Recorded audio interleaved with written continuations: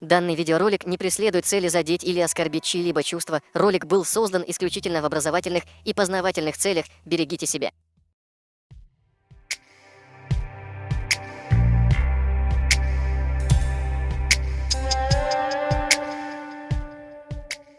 Не зря говорят, что у каждого ингуша есть своя организация, откуда делаются важные, в кавычках, обращения к народу. Так недавно в Ингушетии появилась еще одна организация, которую возглавил Муса Албагачиев.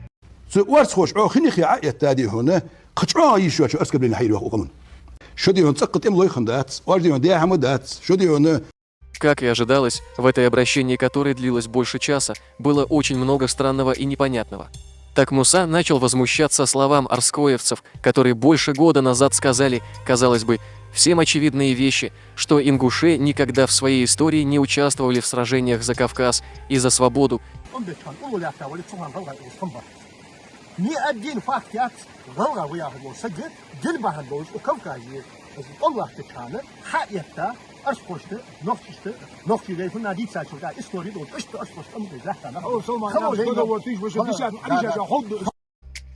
Муса почему-то воспринял эти слова как за оскорбление, хотя если внимательно прислушаться, то там нет ничего унизительного, а только факты. Факты, о которых много раз говорили и продолжают говорить друзья оскорбленного Мусы Албагачиева. Вот предоставим вашему вниманию некоторые из этих видео. Момент, когда ингушский народ против русского народа, против России выстрелил. Почему? Потому что наши предки завещали жить с братским народом. Это братский народ. У нас словами не разбрасывают. Если бы мы с русскими воевали, то наше положение было бы лучше.